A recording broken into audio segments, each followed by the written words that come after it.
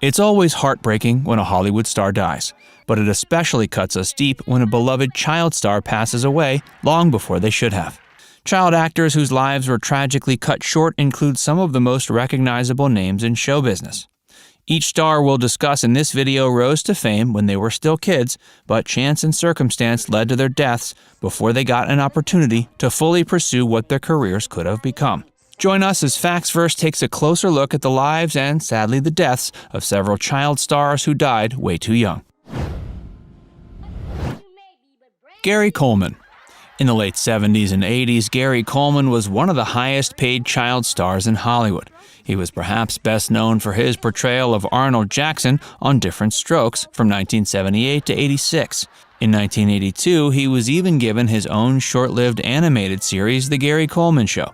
He later voiced the character Kevin in the animated offering Waynehead, which ran from 1996 to 97. While he eventually branched out into film, he was never able to quite recreate the same magic he had found appearing in Diff'rent Strokes. By the late 90s and into the early 2000s, he could barely find work and was starting to get desperate. Eventually, the only roles he was able to find were essentially those that made a mockery of his declining image while lampooning himself for the public's amusement.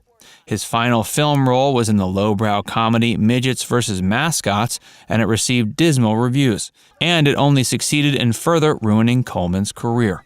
Coleman spent his whole life dealing with a debilitating congenital disease that resulted in his short stature. While he underwent numerous surgeries and procedures throughout his life to keep him alive, in 2010 he finally lost his battle with the disease after having several major seizures and suffering an epidural hematoma. He was 42. Hey, if you're enjoying this video so far, be sure to give it a like and subscribe to FactsVerse for more. Carl Switzer. Born on August 8, 1927, Switzer was a singer and child actor, best known for his role as Alfalfa in the classic American short film comedy series Our Gang, which you might know as The Little Rascals. After leaving the series in 1940, Switzer found himself typecast and struggled to land any roles of substance. Upon reaching adulthood, he appeared in several B movies, but later gave up acting to become a dog breeder and hunting guide. In 1959, at age 31, he was fatally shot by a supposed friend in a dispute over finances. The shooting was initially judged to be an act of self-defense, but according to witness testimony, which materialized 42 years later, it was more likely murder. Anissa Jones. This American child star was best known for her role as Buffy Davis in the sitcom Family Affair, which hit the airwaves in 1966 and ran until 71. Anissa landed the role at the age of 8, and even while she was a rising star, her life was quite difficult. Her craft required her to work long hours on set, and her education and socialization suffered because of this. After Family Affair wrapped, Anissa tried to find work in film, but never quite found the type of roles she was looking for. Like so many other child stars that came before her and those who would follow in her footsteps, she found herself typecast. She tried to audition for the lead role in The Exorcist in 1973, but that went to Linda Blair. People only thought of her as Little Buffy. In 1972, Brian Keith offered her a role on The Brian Keith Show, but by then, she had already lost her desire to work on TV. Before she was given her career-defining role on Family Affair, Anissa's parents divorced. In 1973, her father was awarded sole custody, but after he passed away, Anissa went to go live with a friend. She then started skipping school and eventually was arrested after her mother reported her as a runaway. After being released from juvenile hall, she lived with her mother. It was then she started doing drugs and shoplifting, and in 1975, she dropped out of high school. A year later, while attending a party in Oceanside, California, Anissa was found dead in a bedroom of a home that belonged to the father of her 14-year-old friend, Helen Hennessy. According to the coroner's report, Anissa died of a drug overdose after consuming PCP, cocaine, Quaaludes, and Seconal, a particularly strong barbiturate. She was only 18 years old. Bobby Driscoll.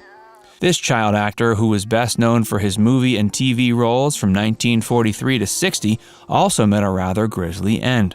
Some of his most memorable performances included his roles in the Disney films Song of the South, So Dear to My Heart, The Window, and Treasure Island, while his most notable claim to fame was serving as the animation model and voice talent behind the titular character in the 1953 animated feature Peter Pan.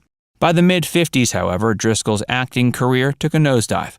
The only roles he could find were small guest appearances in anthology shows, and he soon turned to narcotics to ease his mind.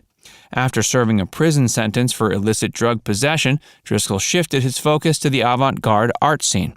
Instead of learning from his mistakes and getting sober, he continued to use drugs, and they eventually started taking a dire toll on his health. On top of that, Driscoll's finances ultimately dried up. On March 30th, 1968, his body was found in an abandoned building in the East Village of Manhattan. Post-mortem examination determined his cause of death to be heart failure, which was likely brought on by his years of drug use. He was 31. Matthew Garber. This British child star is best remembered for his role as Michael Banks in the 1964 Disney film Mary Poppins.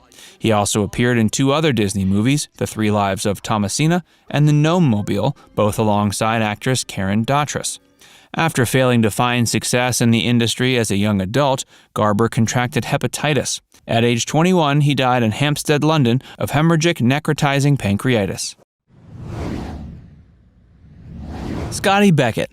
Beckett was yet another child star who found early success while starring in the Our Gang shorts, playing George Spanky McFarlane's best friend and partner in crime. His signature look consisted of a crooked baseball cap and a baggy, oversized shirt that exposed one of his shoulders.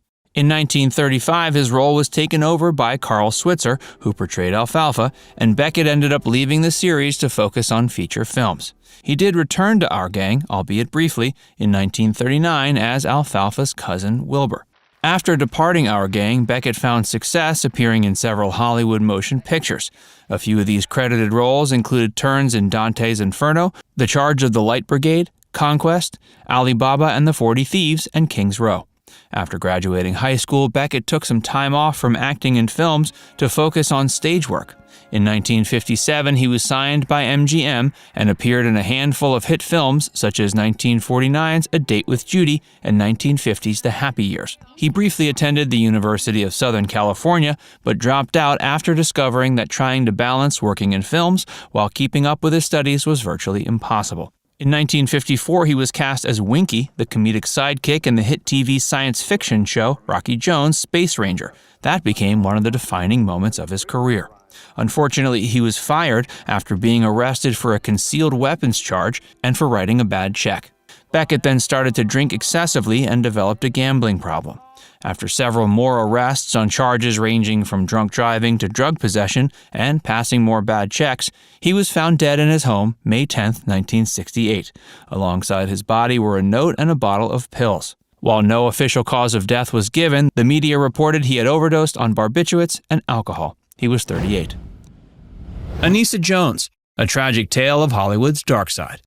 Anissa Jones, a name that once shined brightly in the Hollywood spotlight, is a poignant example of how the glitz and glamour of Tinseltown can cast a long, dark shadow on the lives of former stars. Born March 11, 1958, Anissa's brief but impactful career left an indelible mark on the entertainment industry before ultimately succumbing to the harsh realities that often accompany fame and early stardom.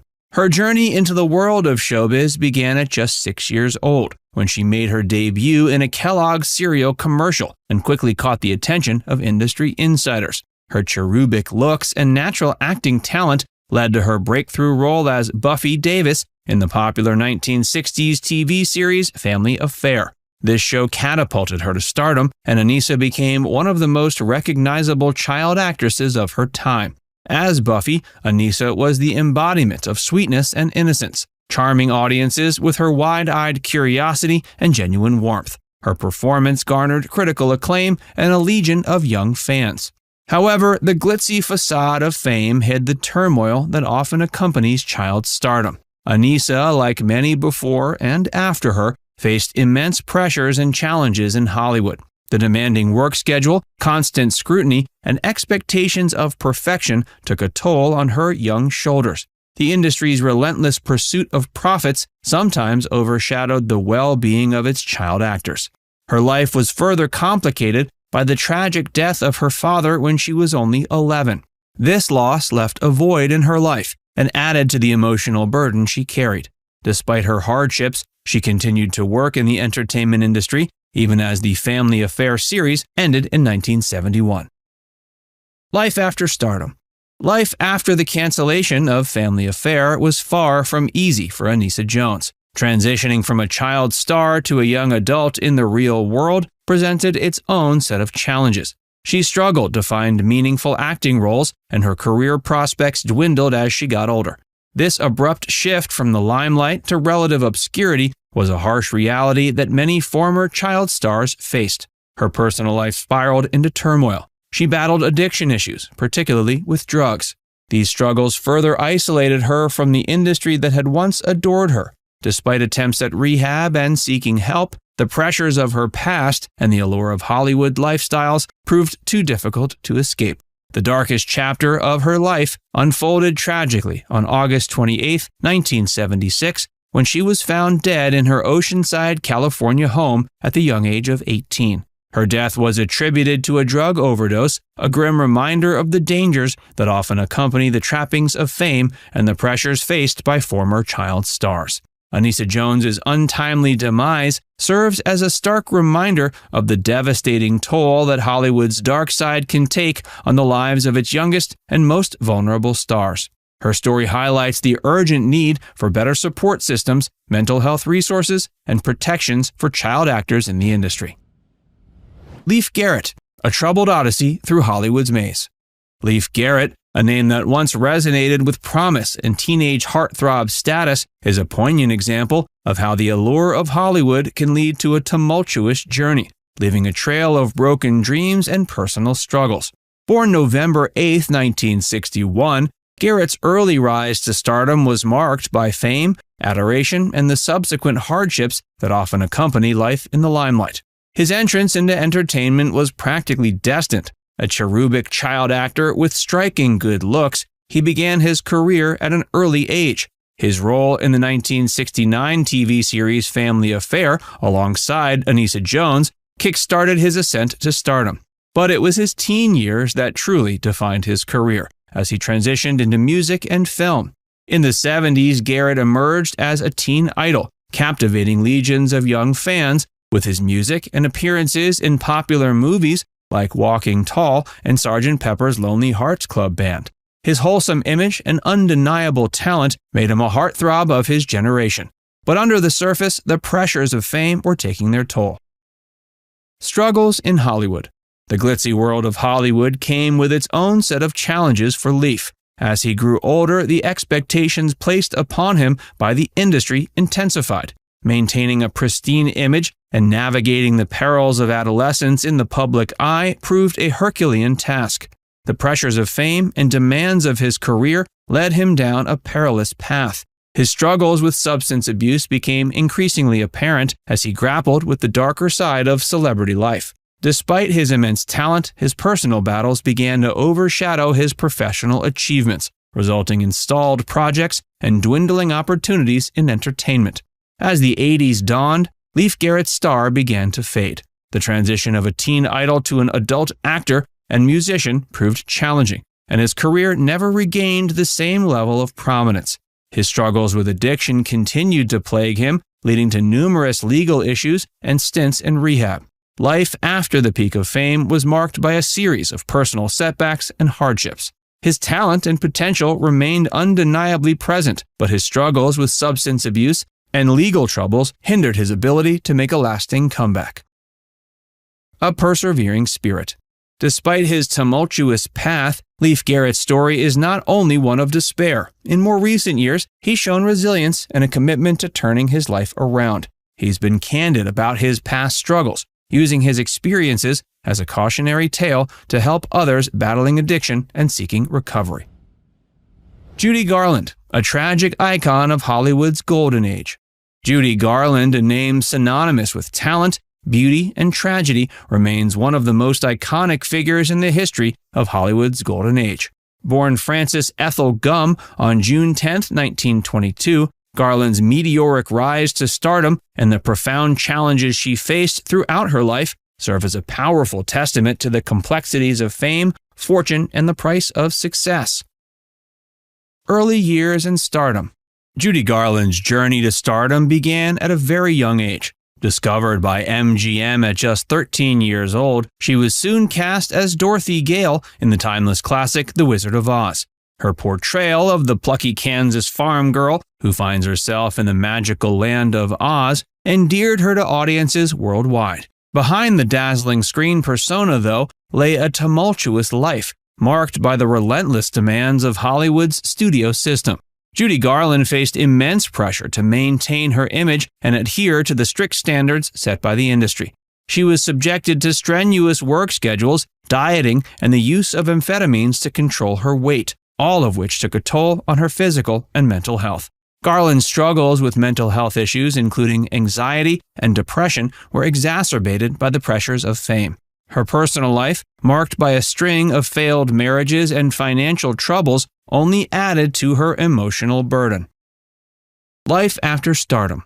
While Garland's early career was marked by unparalleled success, her later years were marred by personal and professional challenges. Her struggles with addiction to prescription drugs and alcohol became increasingly public, leading to turbulent relationships and career setbacks.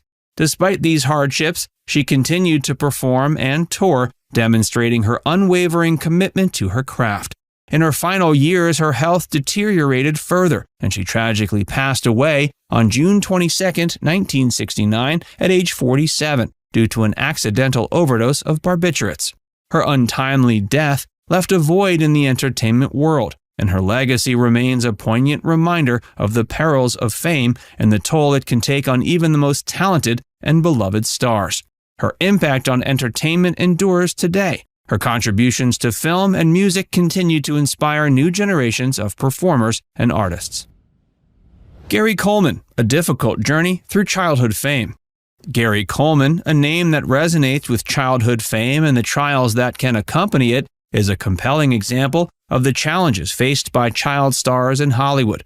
Born February 8, 1968, Coleman's early stardom catapulted him to iconic status, but the spotlight also cast a long shadow on his personal and professional life.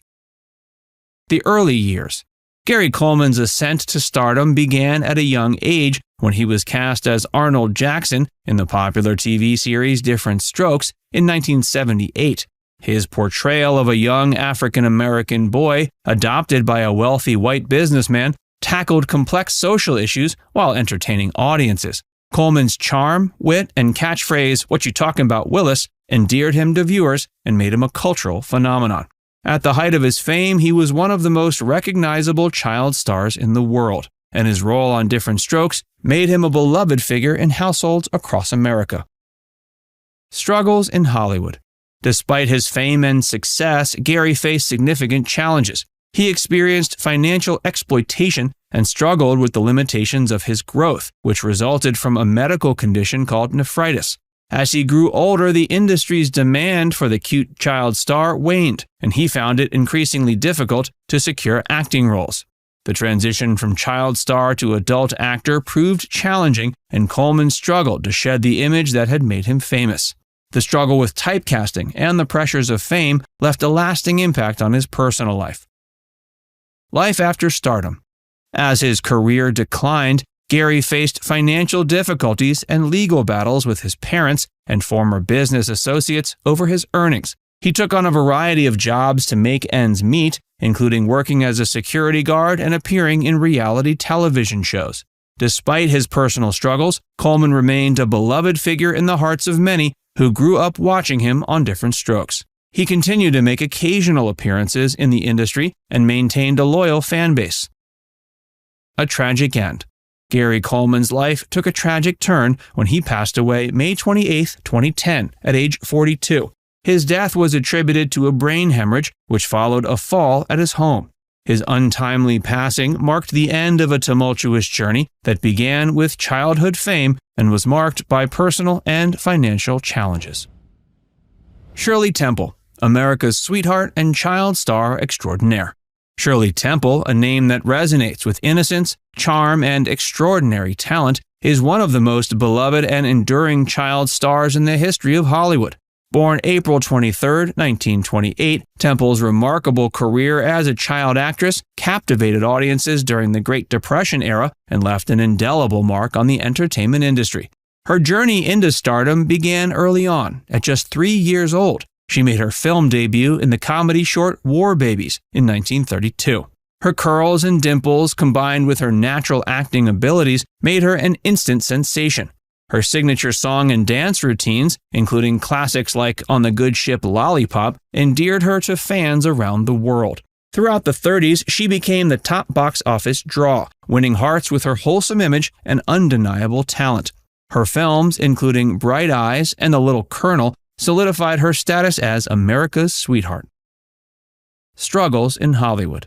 While Shirley Temple's career appeared to be a fairy tale, it wasn't without its challenges. The pressures of fame and the rigorous work schedule demanded by the studio took a toll on her childhood. She worked long hours, often 6 days a week, and her education was carefully managed by her parents and studio executives to accommodate her filming commitments. As she grew older, Temple faced the inevitable challenge of transitioning from a child star to a young adult actress. Despite her efforts to continue her career, she encountered difficulties in finding suitable roles and experienced a decline in her popularity. Life after stardom. Shirley Temple's decision to retire from acting at age 21 marked the end of her career as an entertainer.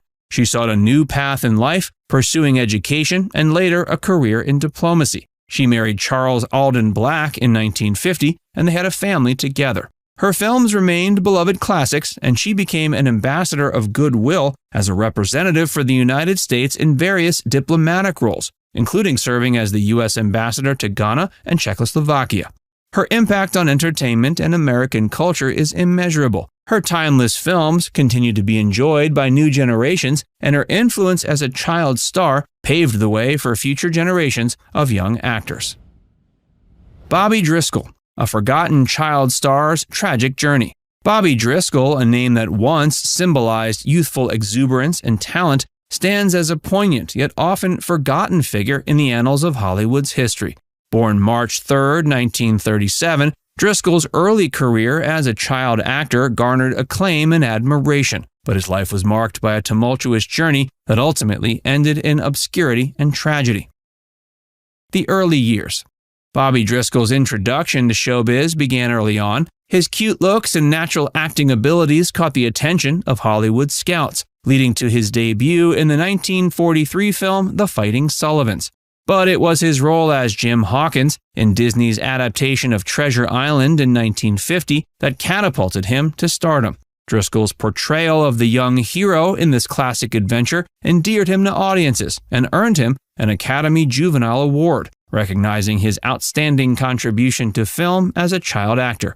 Throughout the 40s, Driscoll continued to shine in films like Song of the South and So Dear to My Heart. These solidified his status as one of Hollywood's brightest young talents. His struggles. Behind the scenes, Bobby faced the challenges that often accompany child stardom. The demanding work schedule, the pressure to deliver consistent performances, and the expectation to maintain a certain image weighed heavily on his young shoulders. As he grew older, the transition from child actor to adult roles proved difficult, and he struggled to secure work in the industry. His struggles were further exacerbated by personal issues, including a troubled family life and difficulties with substance abuse that began during his teenage years. These challenges hindered his ability to keep a successful career going in Hollywood. His life later on. As Bobby Driscoll's career waned, he found it increasingly difficult to secure acting roles. By the late 50s, he had largely faded from the limelight. He faced legal troubles, including arrests related to drug possession, which further complicated things. In the years that followed, he experienced periods of homelessness and struggled with addiction. His tragic descent into obscurity stood in stark contrast to the promise he had shown as a child star. His life took a tragic turn when he passed away March 30th, 1968, at age 31. His body was found in an abandoned New York City tenement building, and his death was attributed to heart failure caused by complications of drug addiction. His passing went largely unnoticed by the public, marking a lonely end to a once promising career. Dana Plato, the tragic descent of a child star. Dana Plato, a name that evokes both the promise of youth and the shadows of fame, stands as a tragic example of the challenges faced by former child stars.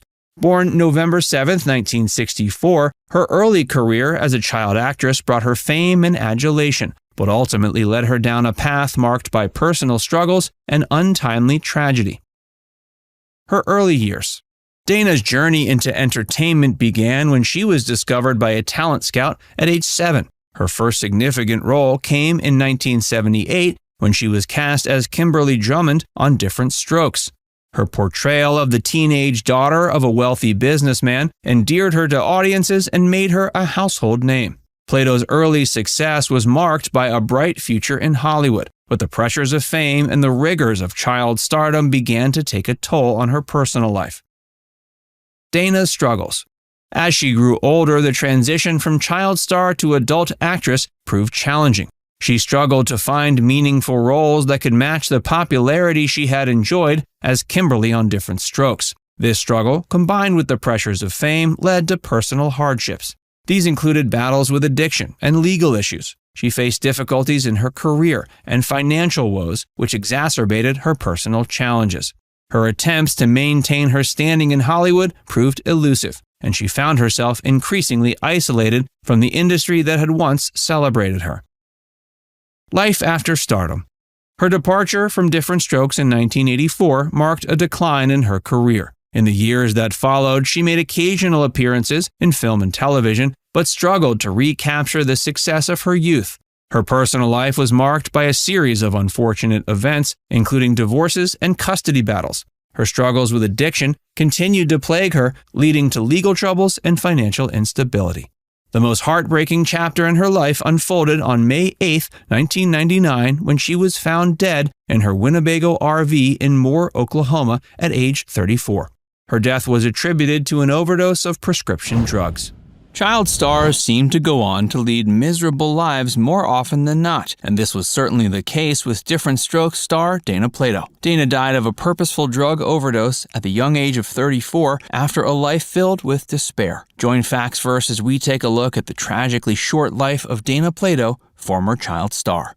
Dana Plato was born November 7, 1964. Her mother was Linda Strain, an unwed teenager who already had another child of 18 months to contend with. Because of this, Dana ended up being adopted by a couple named Dean and Florine Plato. When Dana was only 3, her adoptive parents divorced. From that moment on, Dana's adoptive mother took care of her. Florine Plato raised Dana in the San Fernando Valley area of California and began taking her to casting calls when she was a baby. Before Dana was in her double digits, she had already appeared in well over 100 commercials. If Dana's career as an actress didn't work out, Florine had a backup plan. She was also having Dana trained as a figure skater, and the young girl was so good at the sport that many considered her to have Olympic potential. Although Dana Plato started out in commercials, she quickly started getting bigger roles, leading up to her breakout turn on Diff'rent Strokes. In 1975, she appeared in a made-for-TV movie called Beyond the Bermuda Triangle. That same year, Dana also had a minor appearance in an episode of the hit TV series The $6 Million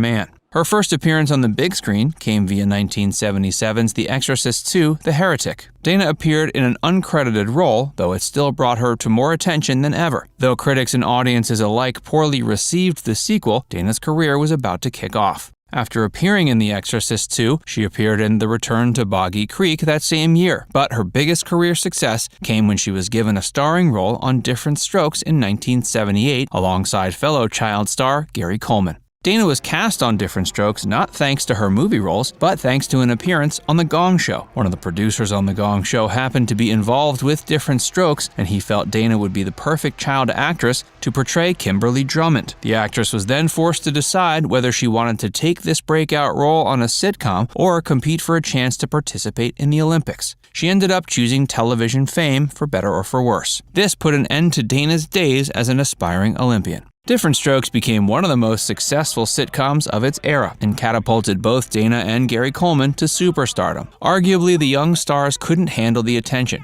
as they both began escaping into substance abuse behind the scenes early on into their time on the show. At age 14, Dana overdosed on prescription drugs for the first but not final time. In addition to painkillers, Dana Plato and Gary Coleman were also known to partake in the consumption of marijuana and cocaine. The stars still served their function on the show, despite drug abuse. Because of this, many turned a blind eye to their worsening behaviors until it was too late. Things came to a head in 1984 when Dana found herself pregnant. The father was a rock musician named Lanny Lambert, and the two married the same year. Despite the fact that Dana and Lanny were attempting to make things right and start a family together after the unexpected pregnancy, the producers still found no way they could write Dana's pregnancy onto the show. Simply put, the character of Kimberly getting pregnant wouldn't fit the wholesome image the show was trying to maintain. Hey, if you're enjoying this video so far, be sure to give it a like and subscribe to Facts First if you haven't already, and stick around for more about Dana Plato. After being let go from Different Strokes due to becoming pregnant, Dana had a hard time creating a new image for herself outside of Kimberly Drummond. Like many child stars, Dana found herself pigeonholed in a role she was no longer able to play due to her increasing age and differing life circumstances. After giving birth to her son Tyler, Dana was welcomed back onto Different Strokes during the show's final season. During that season, the character of Kimberly was given a plot involving bulimia. Though the subplot was certainly groundbreaking for the time, it was nowhere near as controversial as a pregnancy arc would have been. The final season of Different Strokes aired over the course of 1985 and 86. Other acting work Plato did around that period included an appearance on The Love Boat, and she found herself cast in a variety of specials and made-for-TV feature films. In 1992, Dana made history when she became the first live-action star to appear in a video game. The game was Night Trap, which received a good deal of controversy and was one of the reasons that the video game rating system was created. Although Night Trap wasn't released until 1992, it was filmed in '87. By the time it had been released, Dana Plato's life had changed a good deal. In 1988, Dana not only lost her adoptive mother, but was also left by her husband. Her husband successfully won custody of their son due to Dana's history of drug abuse, and Dana found herself in a worse state than ever. Dana found herself anxious to resuscitate her career in entertainment. She got breast augmentation and subsequently appeared in a photo shoot for Playboy. Though the 1989 issues certainly sold a good deal of copies from curious adults who'd grown up watching Dana on TV, the photo shoot failed to bring Dana the kind of success she was looking for. Around this same period, her accountant embezzled a good deal of her savings and fled the state, leaving her without much money. She took on some roles in exploitation films, including 1989's Bikini Beach Race. Eventually, Dana decided to abandon Hollywood for Las Vegas, but she didn't have much better luck becoming successful there. Dana found herself having to work menial retail and service positions to survive. Perhaps as a result of the former child star never being taught how to lead a normal life, she didn't feel she belonged in any of these positions. It proved incredibly hard for the adult Dana to adapt to life outside the entertainment industry.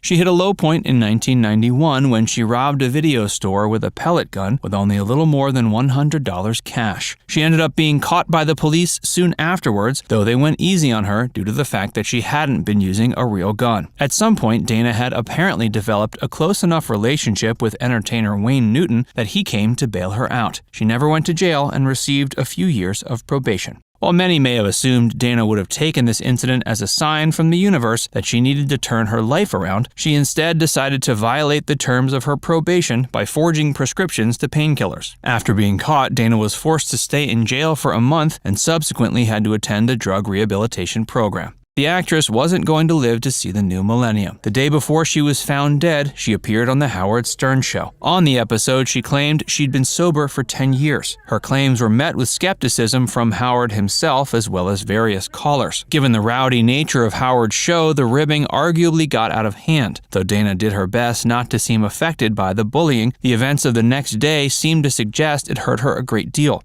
She was found dead on May 8, 1999. At the time of her death, she was 34, but she'd been through enough torment for several lifetimes. She was found to have overdosed on prescription drugs, which may or may not have contradicted her claim on The Howard Stern Show that she'd been 10 years sober. Dana Plato was found dead by her fiancé, whom she lived in an RV with. Though the death was initially ruled an accidental overdose, it was later declared a suicide. 2 days before the 11th anniversary of Dana's suicide, her estranged son, Tyler Lambert, followed in her footsteps when he died of a self-inflicted gunshot wound in 2010. Before his death, Tyler had developed his own drug habits.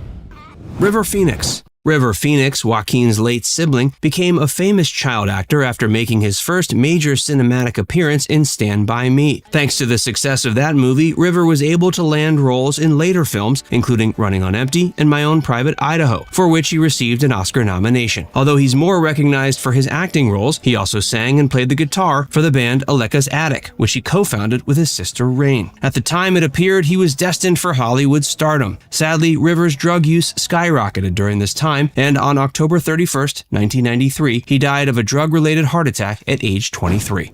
Judith Barcy. The sad events surrounding Judith Barcy are deeply distressing. Judith was already making cameos at a young age in advertisements and TV shows. She went on to star in such films as All Dogs Go to Heaven, All Dogs Must Die, and Jaws: The Revenge. Although she had a prosperous acting career as a child, her family life was in constant upheaval. Her father was an alcoholic abuser who became paranoid and resentful of his daughter's success. Judith and her mother, Maria, made numerous attempts to escape but were always dragged back in. In 1988, Judith Barcy, a 10-year-old child celebrity, lost her life at the hands of her father. The young star and her mother were murdered in their garage and set on fire by their father, who then shot himself. Billy Laughlin. Billy Laughlin was one of the young actors from the 1940s who participated in the Our Gang series and later died under sad circumstances. He played the role of Froggy, and he hardly ever appeared in any other projects. Billy, a newspaper carrier, was only 16 in 1948 when he was struck and killed by a truck while delivering newspapers.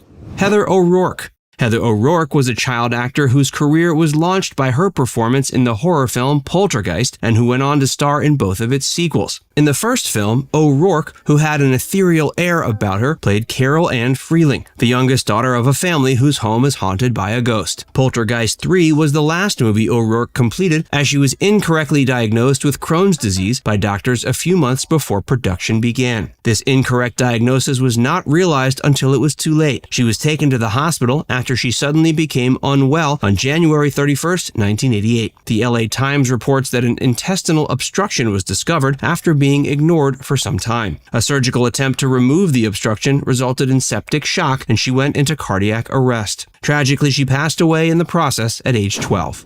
Josh Ryan Evans. Josh Ryan Evans got his start in the acting industry after appearing in a few commercials. Soap opera producers saw potential in him and placed him as Timmy in the series Passions. Evans, who played a young boy, was actually 17 when filming began. He was affected by achondroplasia, a form of dwarfism that's extremely uncommon. Because of his illness, he looked like a youngster, which presented apparent challenges. Josh Ryan Evans, who had suffered from illness his entire life, passed away in 2002 at age 20 due to complications arising from a congenital cardiac disease. Sammy Kane Kraft. A car crash death is a fate no one wants. However, the young star of the remade version of Bad News Bears from 2012 was met with this unfortunate end. The 20-year-old was driving in her car when her automobile was rear-ended by a semi-truck and then hit by another vehicle. Tara Correa McMullen. Tara Correa McMullen played a gang-involved youngster on the TV drama Judging Amy, and her character's untimely death ended her run on the show. Tragically, gang violence in Inglewood, California, claimed the life of this promising youngster at age 16. Even though one of the detectives on the case maintained she didn't know the shooters, rumors circulated that she was seeing an older gang member.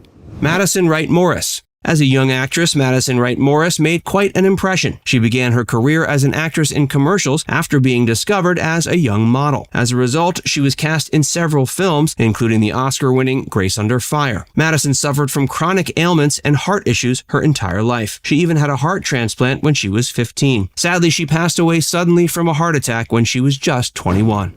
Cameron Boyce. Cameron Boyce was an actor and dancer, best recognized for his role as Luke Ross on Jessie and Cruella de Vil's adolescent son in the first two Descendants films and in the upcoming third film in the franchise. He co-starred with Adam Sandler in Grown Ups and Grown Ups 2, appeared in the films Eagle Eye and Mirrors, and was only recently revealed as a cast member of the HBO series Mrs. Fletcher. Cameron died on July 6, 2019 from a seizure while he slept. The actor's persistent medical issue was the root cause of the seizure, for which he was receiving treatment. He was 20.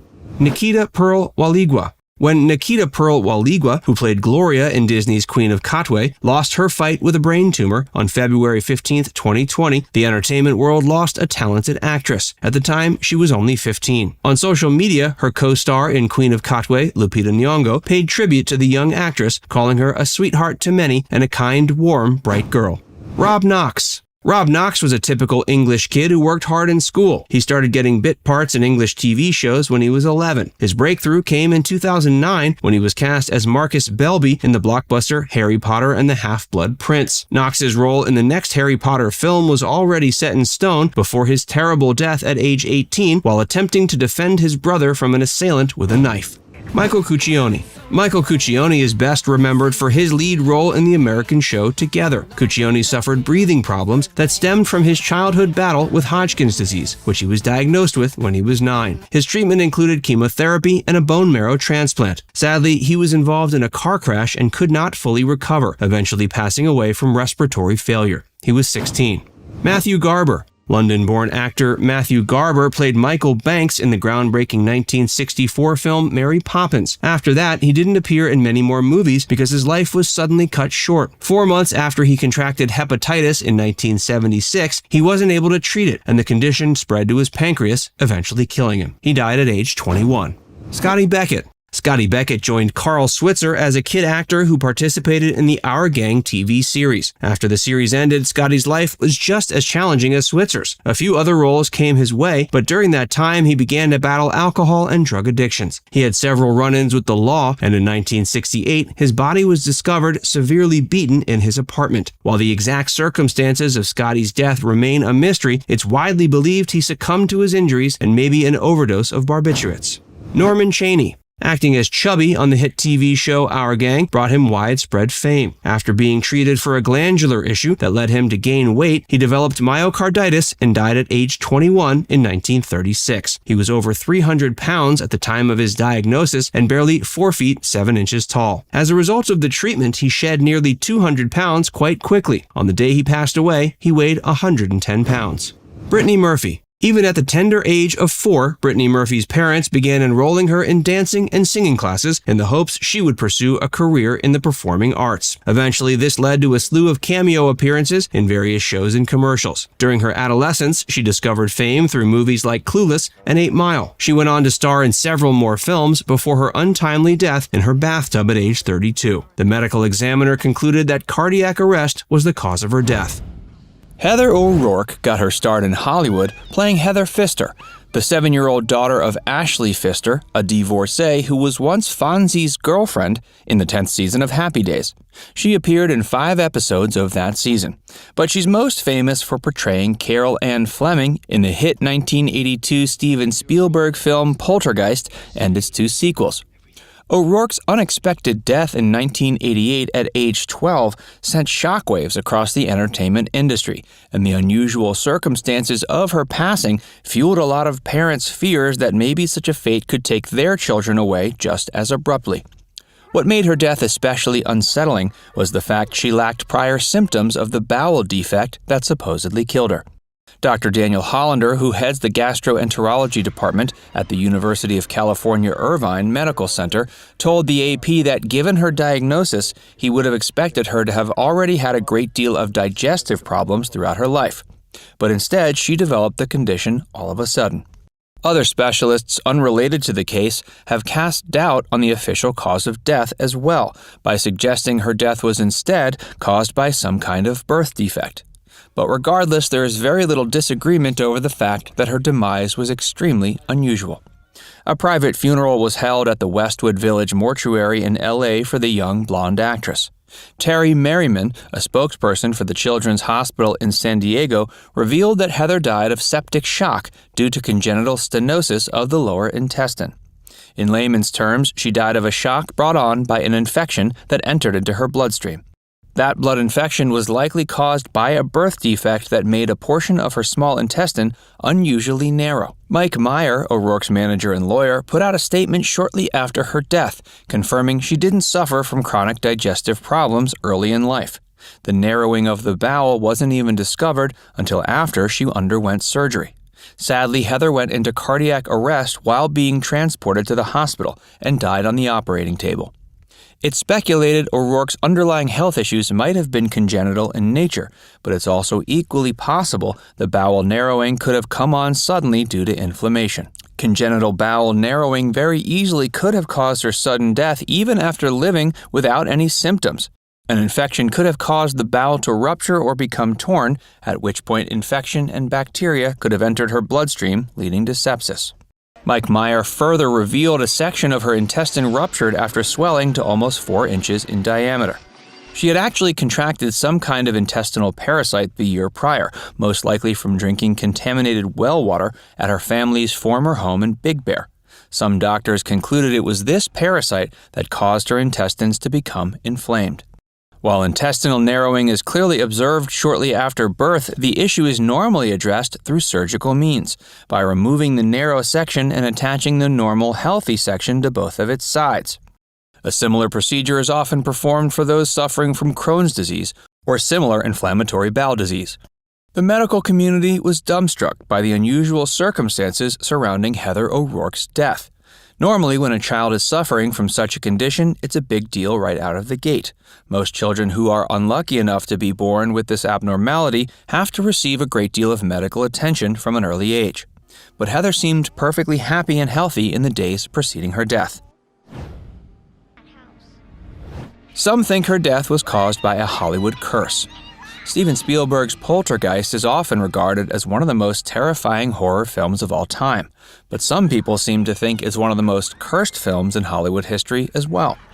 Doused in superstition, fueled by a handful of mysterious deaths of its cast members, the 1982 film's grim legacy has followed it for almost 4 decades. Some subscribers to this spooky curse even feared it might have carried over to the critically panned 2015 remake, but we'll get there in a minute. The Poltergeist curse, as it's come to be known, first started being seriously discussed after 4 cast members died under mysterious circumstances. Hey, if you're enjoying this video so far, be sure to give it a like and subscribe to FactsVerse if you haven't already. The origins of the curse. A lot of people think the Poltergeist curse got its start the same year the first movie was released. Actress Dominique Young, who portrayed the older sister of Carol Ann in the film, died a sudden and violent death shortly after its debut in 1983. She was murdered by her abusive, deadbeat boyfriend, John Thomas Sweeney. Young had to be put on life support after Sweeney strangled her in a fit of rage, but unfortunately she died 5 days later. According to news reports and court reports from that period, Sweeney was found guilty of voluntary manslaughter and sent to prison. Julian Beck. The actor who played Carol Ann's most fierce opponent, the doomsday cult leader Cain, was the next to fall victim to the supposed curse. Julian Beck sadly never got the chance to see the release of the second film in the trilogy. He died from complications of stomach cancer on September 14, 1985, at age 60. Beck, who was far more than just an actor, was an avid lover of the arts. Throughout his life, he proved himself to be quite the talented director, poet, and painter, in addition to being a gifted actor. He became famous after co-founding and directing the Living Theater in 1947. That theater company prides itself in being the oldest experimental theater group in the U.S. Will Sampson. The third actor to fall victim to the alleged poltergeist curse was the man who played Taylor, the benevolent ghost, in the second movie. He scored his first big break when he landed the role of Chief Bromden, the unusually large, gentle giant who presents as deaf and mute in One Flew Over the Cuckoo's Nest. His next major role was as Crazy Horse in the 1977 Western The White Buffalo. Sampson suffered from a chronic degenerative condition called scleroderma, which compromised his heart, lungs, and skin. The disease took a major toll on his body. While at one point he weighed 260 pounds, at the time of his death he weighed just 140. The condition led him to become malnourished, and after undergoing a risky heart and lung transplant, Sampson died of post-op kidney failure on June 3, 1987. He was only 53. The curse continues. When Poltergeist was given the reboot treatment in 2015, some superstitious appreciators of the film quickly reignited the old Poltergeist curse rumors. While the film was universally panned by critics and moviegoers alike, fortunately none of its cast members died. In a Reddit Ask Me Anything session, however, the film's director, Gil Keenan, recalled that during the production there was indeed a little bit of, quote, paranormal activity observed on the set. According to him, the lights that could turn on anywhere else throughout the neighborhood would suddenly blow out the second you tried to light them while on set. He also noted he used a lot of aerial photography for the film, but for some reason, the drone pilots could never lock onto the GPS signal while in the field. They would have to move 10 feet away to launch the craft. The birth of the star system. Before we go further, we want to warn you that throughout this video we'll discuss some rather heavy material. If talk of eating disorders, sexual assault, and drug abuse is too much, you might want to check out a different video instead. Today's celebrities get paid a lot better than their early 20th century counterparts. They're also given far more autonomy than they used to. In the early days, actors faced a great deal of stigma. They were ashamed to be seen in films. Movies were seen as lowbrow diversions, while the theater was seen as being the respected art of the wealthier class. Back then, there weren't really movie stars as we know them today. No one knew the names of the people on the big screen, but that all changed when a producer named Carl Laemmle intentionally spread a rumor that actress Florence Lawrence had been tragically killed in a streetcar accident. Not long after, Laemmle corrected the rumor while announcing that Lawrence would be appearing in one of his upcoming films. And just like that, he had promoted the very first movie star. In the years following, Hollywood's star system took shape. This was the process of Hollywood studios discovering, creating, and exploiting actors and actresses for profit. They would essentially pluck people from obscurity and turn them into internationally famous stars. In the process, they would gain control of every aspect of their lives. In the 1920s, studios would send talent scouts to spot promising young talent. They would then recruit and slap them with contracts for years of work. The major studios would invent elaborate backstories for these stars to make them seem more exciting to press and filmgoers. They would basically formulate roles that would define them for a lifetime. They would even change their names. For example, MGM once held a contest to let the public cast votes on selecting Joan Crawford's name. Joan ended up hating the name she was given, thinking it sounded too much like crawfish, but that didn't matter to any of the studio brass. To them, she was a moneymaker. But she was torn apart for her looks. After signing with MGM, she was put on a restrictive diet. Whenever she would reach for a plate of food, someone was always there to snatch it from her. Whenever she snuck away to enjoy a snack on set, execs would inform each other about her strict diet through internal memos and make sure she didn't do it again. When she was 18, she was encouraged to smoke as many as 80 cigarettes a day to avoid food cravings. She was even forced to pop amphetamines to keep her awake and curtail her appetite. This not only led to her developing a nasty eating disorder and drug addiction, but it also likely contributed to her eventual death. MGM fed Garland and Mickey Rooney a steady supply of drugs. While Judy Garland worked with MGM, so did actor Mickey Rooney. These two child stars were frequently paired up on screen, but beneath their happy-go-lucky veneer was a deep, dark secret. To keep them performing at their peak, the studio fed them a constant supply of pills. While they were on set, when they would work days and nights on end, the two stars were given stimulants to keep them on their feet. At the end of the day, they'd be taken to the studio hospital where they'd be knocked out with sleeping pills. After 4 hours, they'd wake them back up again, feed them more uppers, and force them to work another 72-hour shift. We're excited to have Tiege Hanley as the sponsor of today's video. They've helped me start and maintain my skincare routine by making the entire process uncomplicated. Honestly, it's the best skincare system for any guy who wants healthier skin. I recommend you start with their Level 1 system, which comes with all the basics, including a daily face wash to get rid of the dirt and grime on your skin, a 2 times per week exfoliating scrub to get rid of dead skin cells, an AM moisturizer with SPF 20 because you should always be protecting your skin from the sun, and a PM moisturizer to help your skin stay hydrated and healthy throughout the night. My favorite part about Tiege Hanley is that every box comes with an instruction card that tells you when to use each product, how much to use, and in what order. Their products have made my skin look and feel better than ever. But you don't just have to take my word for it. They have over 5,000 five-star reviews on their website from satisfied customers around the world. In addition to amazing skin, members of Tiege Hanley get tons of benefits, including at least 20% off the retail price, the ability to customize your box, exclusive monthly deals, pause or cancel at any time, and free U.S. shipping or low-cost shipping to most other countries. And because Tiege Hanley is sponsoring today's video, they're offering my viewers a great deal. Just click the first link in the description and you'll get 30% off your first box, plus a free gift. Don't miss out on this amazing deal. Click that link and get started today.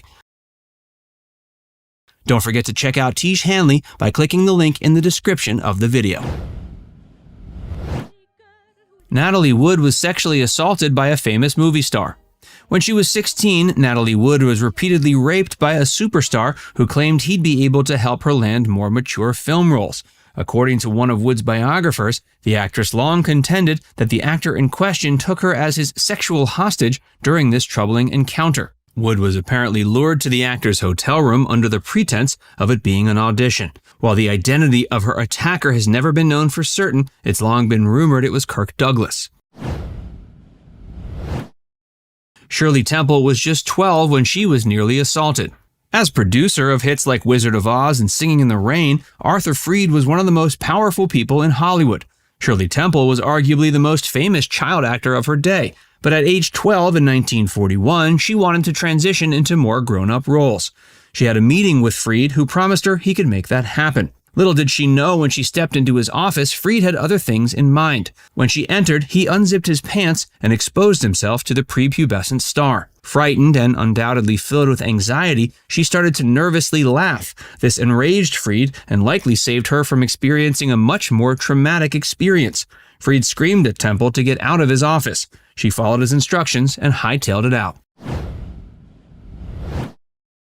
Tommy Kirk was fired after he was outed as being gay. In the 1950s and 60s, Tommy Kirk was one of the most prolific child actors of his day. He was one of Disney's biggest stars, but behind the scenes he was far from happy. In a 1993 interview, he revealed he always knew he was gay, but had no way of expressing his feelings. It wasn't until the early 60s he began to hear of spots where other LGBTQ people like himself congregated. At one of these places, he met a 15-year-old boy whom he started dating. But when Walt Disney learned of the relationship, Kirk was abruptly fired. The two were outed when they were caught hooking up at a public pool in Burbank. They were both young at the time, and the other boy's mother decided she should go straight to Walt to tell him what Kirk was up to. To Judy Garland in the early days of her career are shocking. While still a teenager during the film producer Sid Luft later documented some of the abuse she was subjected to in a memoir. He revealed actors who assaulted her thought they could get away with anything because of their height. They apparently did everything they could to make her life miserable, even to the point of putting their hands under her dress. While Garland was a teen, the men who touched her were all in their 40s and 50s. Bobby Driscoll was given the axe for having acne. In the 1950s, Bobby Driscoll was a popular child star who appeared in dozens of successful films. He even won a Juvenile Academy Award at one point. He was the first actor Walt Disney ever put under contract. By the mid-50s, however, Driscoll was beginning to lose his boyish charm. He was growing up, which might as well be a mortal sin for a child star. Even though he had just signed an extension, Driscoll was fired by Disney and his contract was abruptly canceled. The reason was he'd developed a fairly serious case of acne. The studio claimed it was impossible to cover it up with makeup, and apparently this was reason enough for them to fire him. Driscoll ended up drifting for the remainder of his life. He became addicted to drugs and died broke and alone at age 31. No one claimed his body, and he was buried in an unmarked grave. Early life and career. Johnny Whitaker, born December 13, 1959 in Van Nuys, California, began his entertainment industry journey at a remarkably young age. With his cherubic looks and natural acting talent, Whitaker was destined to make a mark in Hollywood. His foray into acting began when he was only 3. He was discovered by a talent agent while accompanying his older sister to an audition. Recognizing the young boy's potential, the agent suggested to Whitaker's parents they consider letting him audition for roles. This led to Johnny's first gig, a commercial, which would be the stepping stone to a series of other roles. His big break came when he was cast as Jody Davis on A Family Affair in 1966. The show revolved around a bachelor named Bill Davis, played by Brian Keith, who suddenly finds himself responsible for his orphaned nieces and nephew. Whitaker's portrayal of Jody, the youngest of the trio, was endearing and quickly made him a household name. The show was a hit and ran for 5 seasons, solidifying Whitaker's status as a child star. Tom Sawyer, 1973. Whitaker took on the titular role in this musical adaptation of Mark Twain's classic novel. His portrayal of the mischievous yet endearing Tom Sawyer was widely praised, and the film's songs, including Whitaker's duets with co-star Celeste Holm, became quite popular. The Biscuit Eater in 1972. In this Disney film, Whitaker played Lonnie McNeil, a young boy who, along with his friend, tries to train a mischievous dog to become a champion bird dog. Sigmund and the Sea Monsters. In this children's television series, produced by Sid and Marty Krofft, Whitaker played Johnny Stewart, one of 2 brothers who discover and befriend a young sea monster named Sigmund. Snowball Express. Another Disney film, Whitaker played Richard Baxter, the son of the main character who inherits a rundown hotel. The Littlest Angel. In this made-for-television movie, Whitaker played Michael, a young boy who meets a cherub in heaven. Apart from acting, he showcased his singing talent in various projects, including songs from Tom Sawyer and other musical ventures. After his early successes, his career in the entertainment industry took a back seat as he pursued his education and other interests.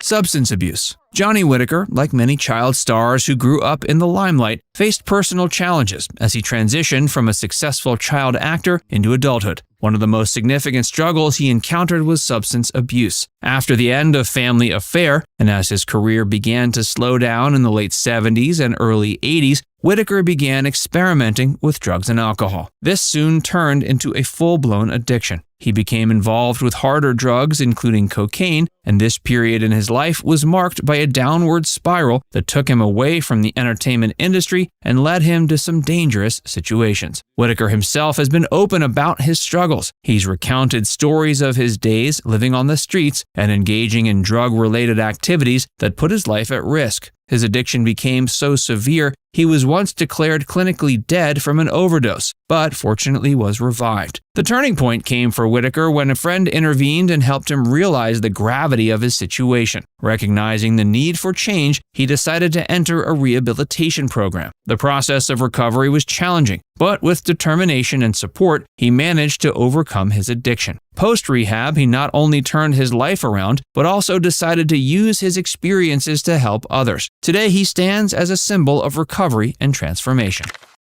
Helping others. In the past few decades, Johnny has undergone a significant transformation, shifting from the world of entertainment to dedicating himself to the realm of drug counseling and prison reform. His personal struggles with substance abuse, which he overcame, have played a pivotal role in shaping this new direction. After successfully completing his rehab, he felt a calling to help others battling similar demons. He became a certified drug counselor and began working with people struggling with addiction. His first-hand experience with substance abuse gave him a unique perspective and understanding, allowing him to connect deeply with those he counseled. Whitaker's approach was rooted in empathy, understanding, and the belief in the possibility of redemption and recovery. He often shared his personal journey from the heights of Hollywood fame to the depths of addiction and then to recovery, as a testament to the fact that change is possible. He also became deeply involved in prison reform, recognizing the systemic issues within the prison system, especially concerning nonviolent drug offenders. He became an advocate for change. His work in prison reform also extended to advocacy. He became a voice for change, highlighting the need for a more compassionate and rehabilitative approach to incarceration, especially for those imprisoned for drug-related offenses. He also revisited the entertainment world occasionally, participating in reunions and interviews where he often spoke about his journey and the lessons he learned along the way. Johnny Whitaker's transition from a child star to a dedicated advocate for recovery and reform is a testament to his resilience and commitment to making a positive impact. His work over the past couple of decades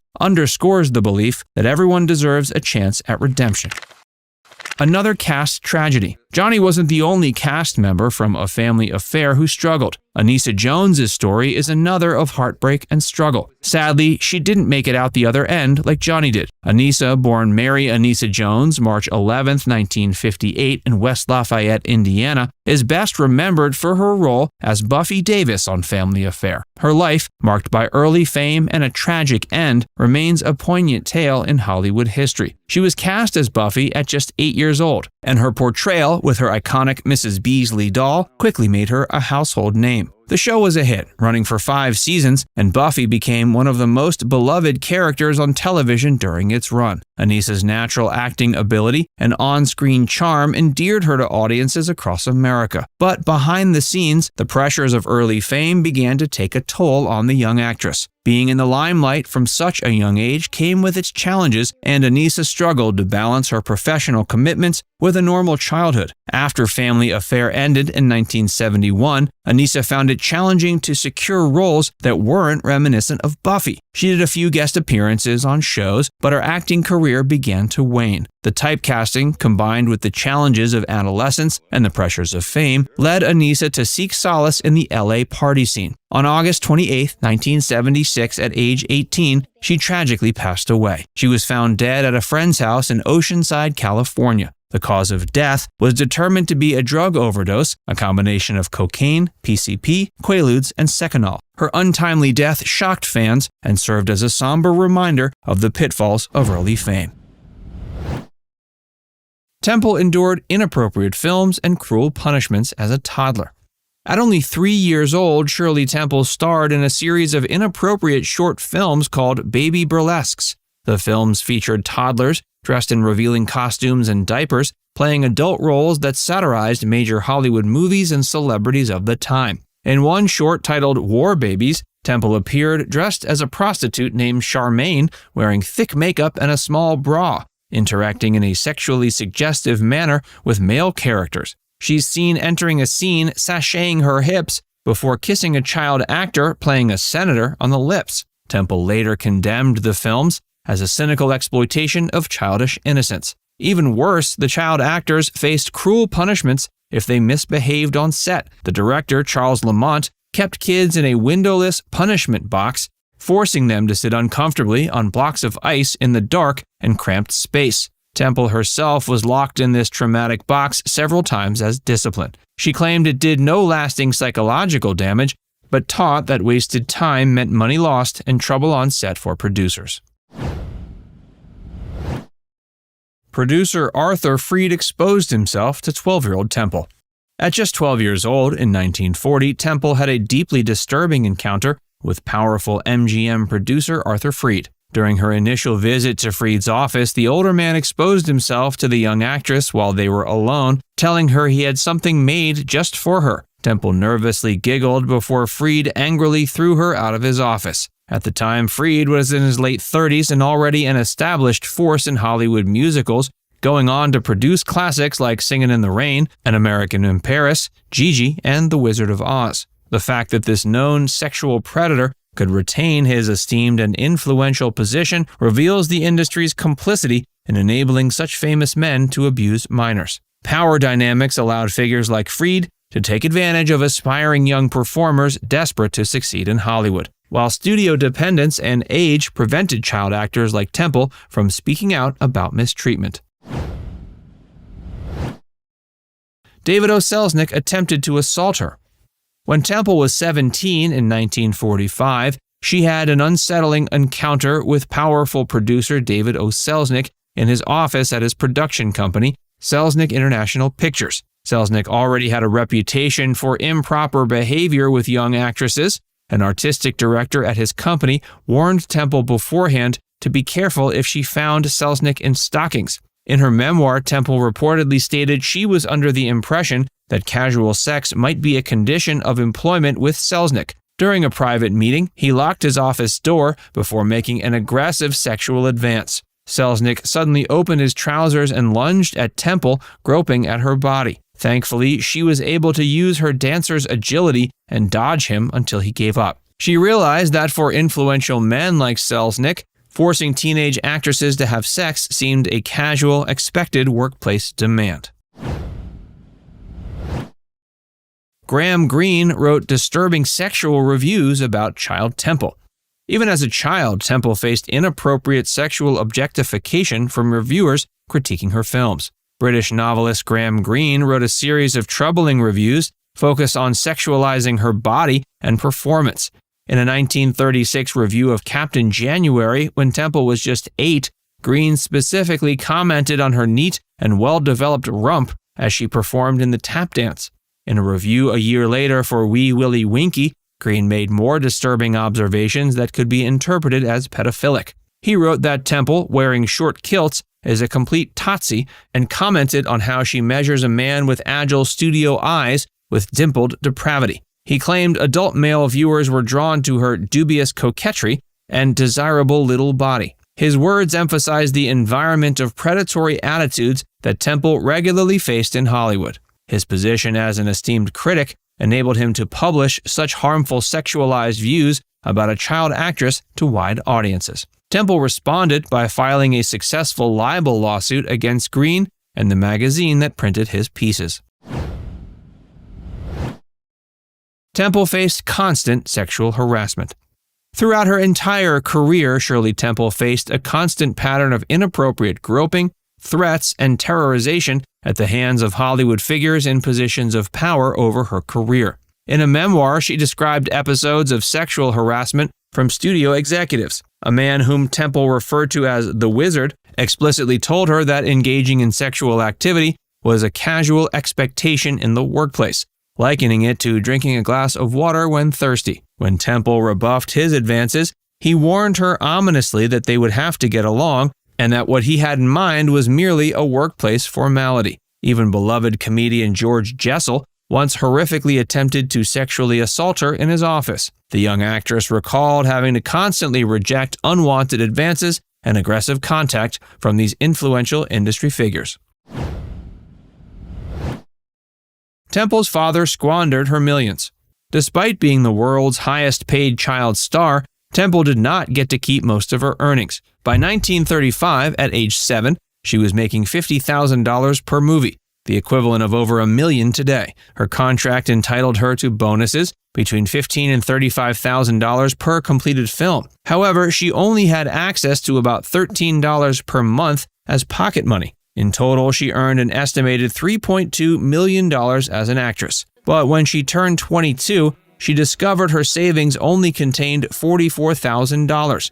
Her father George, who became her manager, had misused her earnings and spent lavishly from her fortune on himself. He failed to properly set up court-ordered trust funds to protect her finances. In her memoir, The Forgiving Temple described his financial ineptitude with surprising dispassion, feeling neither anger nor disappointment over this betrayal. She suffered an abusive first marriage. In 1945, at age 17, she married actor John Agar, who soon revealed a dark side. Over their 5-year marriage, Agar physically and mentally abused Temple. The former soldier struggled with alcoholism and was prone to violence when drinking. Temple's daughter later described Agar as someone who was charming when sober, ugly when drunk. He cheated on Temple repeatedly and was frequently arrested for drunk driving. Temple finally filed for divorce in 1949, citing mental cruelty as the cause. She worked to shield her young daughter from Agar's abuse during their marriage. Temple showed strength, leaving him despite the stigma of divorce at the time. But the relationship added more pain and trauma to a childhood already filled with mistreatment. Even after gaining more independence at 17, she continued to be victimized by predatory men. A stalker's attempt to murder her. Stardom also made Temple a target of mentally ill stalkers, like the woman who tried to assassinate her at age 11. On the MGM lot in 1939, a middle-aged woman suddenly threw lye in Temple's face and struggled to pull out a handgun. A quick-thinking guard wrestled the gun away. The crazed attacker later explained she believed Temple had somehow stolen her daughter's soul. While physically unharmed, the encounter shook Temple. She traveled with an armed guard for months afterwards due to a public obsession over child stars. Now it's time to hear from you. What are your thoughts on Shirley Temple's darkest chapters? Let us know in the comments section below.